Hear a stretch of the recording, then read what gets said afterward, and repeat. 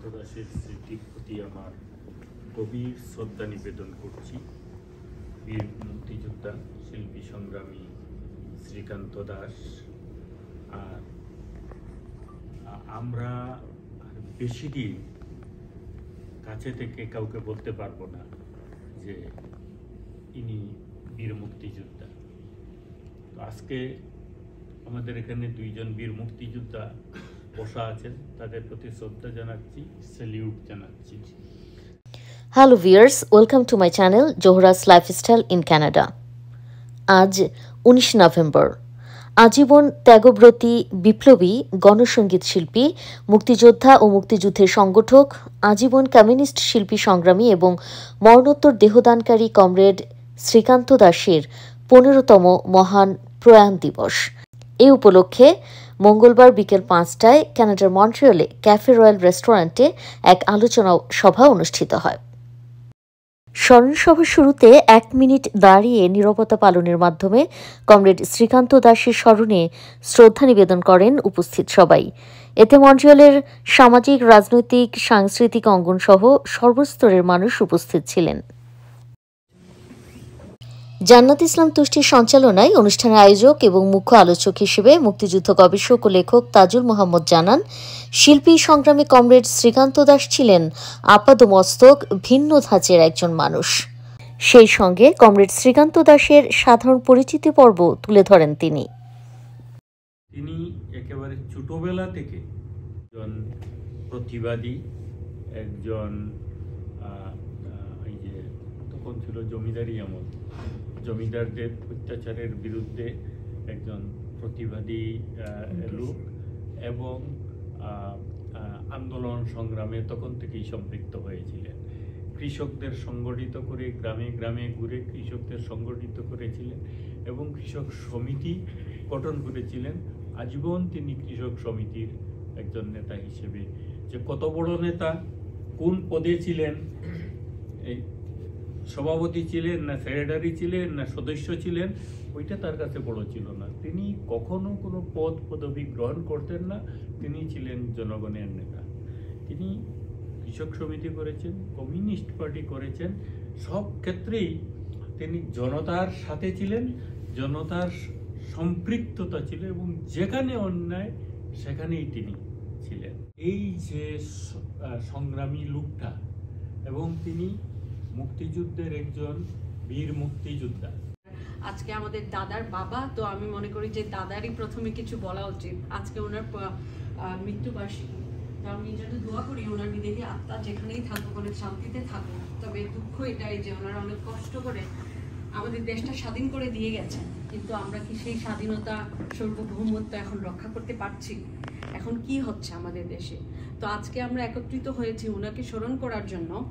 Also আমরা একত্রিত হয়েছি যেন আপনারা কথা বলেন এখনকার প্রেক্ষাপটে কি হচ্ছে বাংলাদেশে, এটা কি উচিত আমাদের আবারও সবার শক্ত হয়ে স্বাধীনতার আদর্শকে আবার উজ্জীবিত করতে হবে, আমাদের আওয়াজ তুলতে হবে, কারণ এটা খুবই অন্যায় হচ্ছে যেটা হচ্ছে। আমরা স্বাধীনতার সময় ছিলাম না, আমার মনে হয় আমাদের ছোট ভাইরাও এরাও ছিল না, কিন্তু আমরা যখন আঙ্কেলদের কাছে, মুক্তিযোদ্ধা আপনাদের মতো শ্রদ্ধাভাজন মানুষদের কাছ থেকে শুনি, গুরুজনদের কাছ থেকে শুনি যুদ্ধের কথা, তখন আমাদের গর্বে বুকটা ভরে যায়। একজন শ্রীকান্ত দাসের ওর সন্তান হিসেবে, সেই হিসাবে আমি বলবো, আসলে আজকে যে আমরা এখানে বসছি, আপনারা জানেন আটলান্টিকের পারে, আটলান্টিক মহাসাগর উত্তালের পারে। আবার আমাদের দেশে এখন যে প্রেক্ষাপটটা চলছে, এখন যাচ্ছে একটা রাজনৈতিক উত্তাল, সেটা হচ্ছে বঙ্গোপসাগরের পারে। আর একজন শ্রীকান্ত দাস ছিলেন এখানে মোটামুটি যারা আশা রেখে সবাই জানে, যারা পদ্মপুরাণ বা পদ্মপুরাণ পুঁথি সম্পর্কে জানে, একসময় বাটি অঞ্চলটাকে বলা হতো কালিদয় মহাসাগর। একজন শ্রীকান্ত দাস সেই কালিদয় মহাসাগরের উত্তালের মাঝে জন্মেছিলেন। উত্তালিক রাজনৈতিক উত্তাল বলতে হবে সামাজিক বৈপরীতমুখী যেটা, সেই উত্তালের মাঝে জীবন কাটিয়েছেন এ হচ্ছে শ্রীকান্ত দাস। আর পারিবারিক সূত্রে হচ্ছেন উনি আমার বাবা। সত্যি অর্থে কী বলবো, যে বাবা শব্দটা হয়তো মুখে ভাষা আসার পর থেকেই, কিন্তু স্মৃতি তো আর ছোটোবেলার থাকে না, যে স্মৃতি থেকে আসছে বাবার আঙুল ধরে আমাদের পথ চলা, তারপর একে একে আজকে এই পর্যন্ত। বাবাকে আমার সর্বশেষ দেখা হয় 2009-এর 4 সেপ্টেম্বর। বাবা হিসেবে উপলব্ধি এবং একজন সমাজ হিতৈষীকর হিসেবে যে আমার বাবার মানে একজন শ্রীকান্ত দাসের যে উপলব্ধি, সেই উপলব্ধির আমি অনেক পার্থক্য খুঁজি। কেন? প্রতিনিয়ত সংবাদ, নিউজ পেপার থেকে প্রতিনিয়ত রাষ্ট্রের হাওয়া বা কি বলবো পৃথিবীর যে হাওয়া, এই হাওয়ার সাথে দেখি শ্রীকান্ত দাস একজন প্রতিনিয়ত আমার চোখের সামনে আসে। বিশেষ সংবাদপত্রটা খুললেই সামনে আসে। কেন আসে? আমরা তো ওভারঅল সামাজিক মানুষ। প্রতিটা নিয়ত ওনার যে চিন্তা, ওনার যে চেতনা, তখন নিজের কাছে নিজে আফসোস করি যে আসলে কি একজন শ্রীকান্ত দাসের অরুণদাস সন্তান হিসেবে সেই চেতনা, সেই চিন্তাটা কি ধরে রাখতে পারবো বা ধরে রাখতে পারছি? কারণ প্রতিটা ক্ষেত্রে ওনার ছিল ভিন্নতা। তো আমাদের মধ্যে এরকম একজন বীর মুক্তিযোদ্ধা এই মুহূর্তে দরকার, যার আদর্শ নিয়ে, যার লড়াকু আদর্শ নিয়ে আমরা 71-এর পরাজিত যারা তাদেরকে প্রতিবাদ করতে পারি। ইতিহাস, আমাদের বাংলাদেশের সঠিক মুক্তিযুদ্ধদের সমৃদ্ধ ইতিহাসকে ওরা মুছে ফেলার চেষ্টা করছে। সেই চেষ্টা কি তারা সফল হবে? আমরা কি ঘুরে দাঁড়াবো না? আর কখন সেই সময় হবে আমাদের ঘুরে দাঁড়ানোর? তো আমি আপনাকে সেই বিষয়ে আহ্বান জানাচ্ছি কিছু বলার জন্য। মুক্তিযুদ্ধের পক্ষে আছি, আমাদের বিজয় হবেই হবে। কারণ সত্যের জয় হয়, সত্যের বিনাশ হয় না। হয়তো আজ হোক কাল হোক, অনেক চড়াই উতরাই পার হয়ে সত্যের জয় অবশ্যম্ভাবী। যদি 71 সত্য হয়ে থাকে, যদি মুক্তিযোদ্ধারা সত্য হয়ে থাকে, যদি আমাদের দেশপ্রেম সত্য হয়ে থাকে, তবে বাংলাদেশে আবার সেই মুক্তিযুদ্ধের শক্তি ঘুরে দাঁড়াবে। বর্তমান যে পরিস্থিতিটা হয় সেটা এমন একটি পরিস্থিতি, যারা কথা বলতে পারতেছে না, কথা বলার সাহস পাচ্ছে না, সেই সাহসটুকু নেই। আমি একজন শিক্ষিকার সাথে কথা বলছিলাম, সে বলছিল যে আমরা এখন কোনো কথা বলি না, টিচার কমান্ড রুমে বসেও কোনো কথা বলি না। একটা কথা যদি বলি যে পরে হয়তো আমার মৃত্যু হয়ে যেত। বঙ্গবন্ধু সমস্ত জাতিকে ঐক্যবদ্ধ করেছে। অর্থবিত্তশালী লোকেরা তখন নেতৃত্বে ছিল, আর রাজনীতিটা ছিল নবাবদের বৈঠকখানায়। নবাবরা ঠিক করতো কে মন্ত্রী হবে, কে ইলেকশনে দাঁড়াবে, কাজা খয়রুদ্দিনরা ঠিক করত। বঙ্গবন্ধু সেই রাজনীতিকে গরিবের কাছে নিয়ে গেছে, যে আমার সাধারণ মানুষের হাকিছি ভবিষ্যৎ, এ তুফান ভারী দিতে হবে, পারি দিতে হবে তরি পার। কে আছে? মেঘ দেখলে ভয় করলে হবে না, জীবনে উত্থান পতন আছে। মেঘ দেখে তুই করিস না ভয়, আড়ালে তার সূর্য হাসে। আপনারা সবাই জ্ঞানী গুণী এবং শিক্ষিত মানুষ, নিজের আত্মজিজ্ঞাসা করেন যে আমার কি করণীয় দরকার। আমি কি স্রোতের সাথে গা ভাসাইয়া দেবো, না অন্যায়ের বিরুদ্ধে আমি দাঁড়াবো? সে সিদ্ধান্ত আপনাকে নিতে হবে, আপনাদেরকে। আমার বাবা কি করছে সেটা দিয়ে না, আমি কি করব, অমুকে বলছে সেটা শুনে আমি করব না। এবং আপনাদের কাছে যাই হোক, কমরেড শ্রীকান্ত দাস একজন মুক্তিযোদ্ধা ছিলেন। অনেকেই শ্রীকান্ত দাসের নামই হয়তো শুনেন নাই, ওনার মৃত্যুই হয়েছে 15 বছর আগে। আন্দোলন সংগ্রামের সাথে সম্পৃক্ত, তিনি কৃষক আন্দোলন করেছেন, তিনি রাজনীতিতে আসলেন। আপনারা জানেন কিনা জানি না, একজন মানুষের নাম, একজন জমিদারের নাম, তার নাম ছিল করুণা সিন্ধু রায়। সেই সময়ে স্লোগান ছিল কৃষকের বন্ধু করুণা সিন্ধু। কেন? উনি জমিদারের পুত্র, তখনও জমজমাট জমিদারি, জাতীয় সংসদ, সেই সংসদে তিনি মেম্বার ছিলেন। তিনি তার এলাকার সুনামগঞ্জ, তার জমিদারি, তার প্রজা যারা, তাদের সবাইকে নিয়ে পদব্রজে পায়ে হেঁটে গেলেন শিলং। শিলং ছিল আসাম প্রদেশের রাজধানী। সেই শিলংয়ে গিয়ে কৃষকদের দিয়ে এই অ্যাসেম্বলি ঘেরাও করাইলেন, সংসদ ভবন। আর তিনি সংসদে গিয়ে, তিনি তো সংসদের সদস্য, তিনি বিল উত্থাপন করলেন যে জমিদারি প্রথা বিলুপ্ত করতে হবে। শ্রীকান্ত দাস, তার মাধ্যমেই শ্রীকান্ত দাসের রাজনীতিতে আগমন। এবং করুণা সিন্ধু রায় কৃষক সমিতি করতেন, তিনি করলেন কৃষক সমিতি। করুণা সিন্ধু রায় করলেন কি কমিউনিস্ট পার্টি, তিনিও কমিউনিস্ট পার্টি করেছেন। মানুষ ছিলেন, লেখাপড়া যে খুব বেশি করছেন তা না, কিন্তু বহু উচ্চশিক্ষিত লোকের চেয়ে অনেক বেশি বুঝতেন। শ্রীকান্ত দাস 50 বছর আগে যা চিন্তা করছেন, আমরা আজকের বুদ্ধিজীবীরা এইটা এখন করতেছি। 80-র দশকের কোনো এক সময় উনি পত্রিকায় নিবন্ধ লেখেন যে সুনামগঞ্জে এই রাস্তা করা যাবে না, রাস্তা টিকবে না, ওইখানে উড়াল পথ করতে হবে। উনি তার যুক্তি দিয়ে বুঝে গেছিলেন। আর 50 বছর পরে এসে এই মান্নান সাহেব সেটা গ্রহণ করলেন। Through the president of Bangla, for the people of সাল্লা, বুঝছেন? এইরকম কত কাহিনী সাল্লা নিয়ে আছে। সেই পশ্চাৎপদ একটাই জন্মগ্রহণ করে উনি অল্প লেখাপড়া করেও ক্যালকাটা গেলেন, সেখানে হোমিওপ্যাথি আপনার চিকিৎসা। এর চেয়ে অসাম্প্রদায়িক মানুষ আর হইতে পারে না। হিন্দু, মুসলিম, বৌদ্ধ, খ্রিস্টান এই ধরনের কোনো ভেদাভেদনার মধ্যে ছিল না।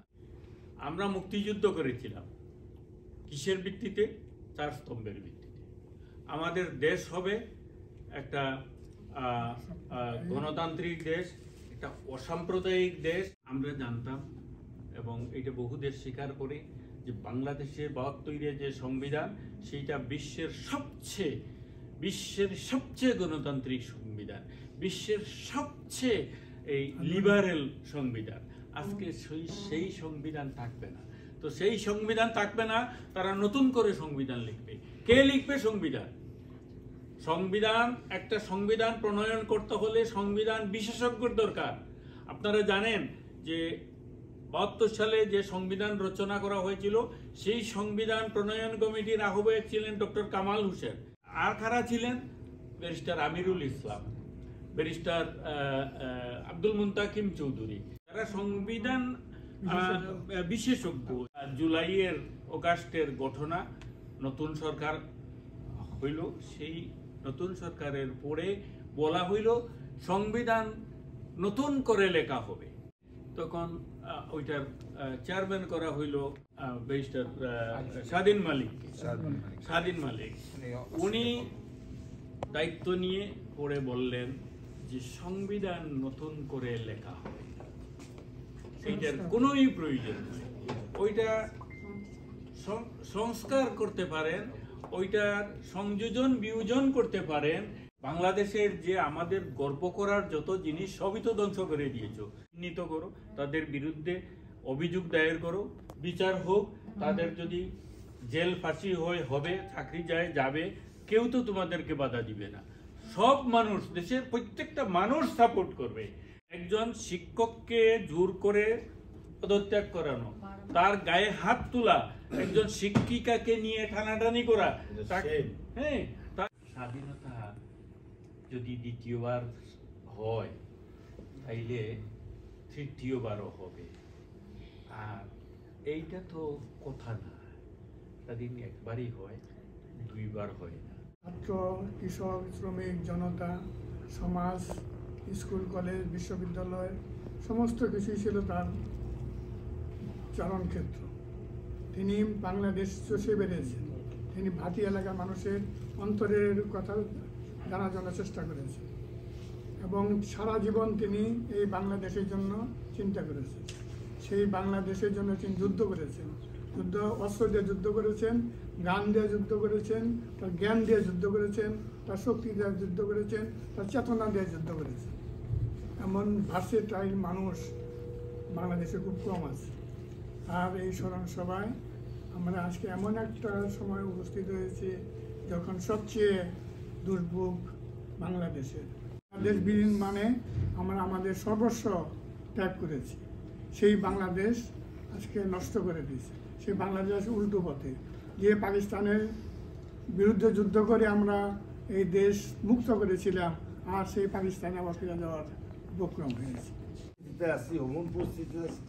না, এগুলি করলে চলবে না। আমাদেরকে আবার রেডি হতে হবে, আমাদেরকে আবার যুদ্ধে নামতে হবে। প্রত্যেক বছর কিন্তু আমি আওয়ামী লীগ দুর্নীতি করেছে সবাই বলে, কিন্তু আমরা তো দুর্নীতি করি নাই। দুর্নীতি গোটা কয়েকজন করেছে, এটা সত্য। কিন্তু আমরা তো দুর্নীতি করি নাই, আমাদের বিরুদ্ধে কোনো জায়গার মামলা নাই, কোনো জায়গা দখল করি নাই। আমরা দেশে যেতাম, পছন্দ হইতো, ভালো লাগতো, দেশে কাজ করতাম। আমরা ইউনাইটেড না। আপনি যদি প্রবাস থেকে ইউনাইটেড হন তাহলে আমরা মনে হয় আমেরিকাও সেম অবস্থা, আপনার ফ্রান্সও সেম অবস্থা, ইংল্যান্ডেও সেম অবস্থা, কানাডাও সেম অবস্থা। এখন হয়ে গেছে কি আমরা দুর্বল পজিশনে চলে আসছি। আমি মনে করি আমরা ইউনাইটেড হওয়া দরকার। এখন বর্তমানে যে অবস্থা চলছে দেশে, এখানে মানে চরম অরাজকতা, মনে হচ্ছে যে মানে কোনো মব জাস্টিস চলতেছে, কোনো আইন নাই। মানে 3-4 ধরনের সরকার যে বলা হচ্ছে আর কি, আর্মিরও এক ধরনের কথা বলতেছে, ইউনুস বলতেছে এক ধরনের কথা, জামাত বলতেছে, আবার সমন্বয়করা আবার মানে মব জাস্টিস চালিয়ে যাচ্ছে। এখন এটা থেকে পরিত্রাণ পাওয়ার উপায় হলো আমরা যদি বেস্ট হইলে আমরা যদি মাঝে মাঝে আমরা যদি যারা মুক্তিযুদ্ধের পক্ষে, স্বাধীনতার পক্ষে যারা বিশ্বাস, যারা মুক্তিযুদ্ধের চেতনায় উদ্বুদ্ধ, আওয়ামী লীগ হোক, ন্যাপ হোক, যারা যেমন তার জন্য আমরা সবাই যদি আমরা ঐক্যবদ্ধভাবে পাশে পাশে মিটিং করে চক আউট করতে পারি। কমরেড শ্রীকান্ত দাসের জন্ম একটি সমাজ সচেতন অগ্রসর চিন্তার পরিবেশে। পিতার কাছ থেকে মূলত তার সমাজতান্ত্রিক দর্শনের প্রতি আকৃষ্ট হওয়া, তারপর আমৃত্যু একটি শোষণহীন সমাজতান্ত্রিক সমাজ বিনির্মাণে নিজেকে সম্পৃক্ত রেখেছেন প্রশ্নাতীত নিষ্ঠা ও সততার সাথে। কমিউনিস্ট পার্টির বিপ্লবী শৃঙ্খলা বহির্ভূত কোনো কিছুর সাথে আপোষ করেননি কখনো। শোষণ ও দারিদ্র্য লাঞ্ছিত এই সমাজের বিরুদ্ধে তিনি ছিলেন এক দ্রোহী সংসপ্তক। ৭১-এর মুক্তিযুদ্ধে নিজ উপজেলার অপারেশন থেকে ভারতের শরণার্থী ক্যাম্প পর্যন্ত শরণার্থীদের সাহায্যে তার কণ্ঠ থেমে থাকেনি। লিখে গিয়েছেন অর্ধশত গণসংগীত সহ মুক্তিযুদ্ধের অনন্য দলিল, ঐতিহাসিক নাটক, মুক্তিযুদ্ধে প্রত্যন্ত অঞ্চল। আজীবন ত্যাগব্রতী কমরেড শ্রীকান্ত দাসের জন্ম 1924 সালের 5 জুলাই সুনামগঞ্জের শাল্লার আঙ্গারুয়া গ্রামে। তার অপ্রকাশিত ডায়েরি সহ লিখে গিয়েছেন অর্ধশত গণসংগীত সহ মুক্তিযুদ্ধের অনন্য দলিল, ঐতিহাসিক নাটক, মুক্তিযুদ্ধে প্রত্যন্ত অঞ্চল। খুলে গেছেন শুদ্ধ সঙ্গীত বিদ্যালয় নামে শাল্লায় একটি গানের স্কুল। তিনি রাজনীতিতে আসেন উত্তাল 40-এ। ব্রিটিশ বিরোধী আন্দোলনে তার বিখ্যাত গান কাউয়ায় ধান খাইলো রে, খেদানোর মানুষ নাই, কামের বেলা আছে মানুষ, খাইবার বেলা নাই। 1350 বাংলার ফাল্গুন মাসে সুরমা উপত্যকায় 8ম কৃষক সম্মেলনে তিনি প্রথম গণসংগীতে যোগ দেন। মুক্তিযুদ্ধে তার অসাধারণ অবদানের প্রেক্ষাপটে 1972 সালে কমিউনিস্ট পার্টির সদস্যপদ লাভ করেন। 1971 সালের 5 জুলাই নিজ হাতে করেন শাল্লা অপারেশন। বিজ্ঞানমনস্ক আলোকিত সমাজ গঠনের লক্ষ্যে 2004 সালের 6 অক্টোবর নোটারি পাবলিকের মাধ্যমে নিজ দেহ দান করে যান কমরেড শ্রীকান্ত দাস। পরিশেষে সমবেত জাতীয় সঙ্গীত পরিবেশনের মধ্য দিয়ে সভার সমাপ্তি ঘটে। Saida Zohra Shammi, Montreal, Canada. Hello viewers, আজ পর্যন্ত দেখাবো নেক্সট কোনো ব্লগে। সবাই ভালো থাকুন, সুস্থ থাকুন, প্লিজ সাবস্ক্রাইব এই চ্যানেল, লাইক, কমেন্ট এবং শেয়ার করুন। সো দেখাবো নেক্সট কোনো ব্লগে। Till then, bye by.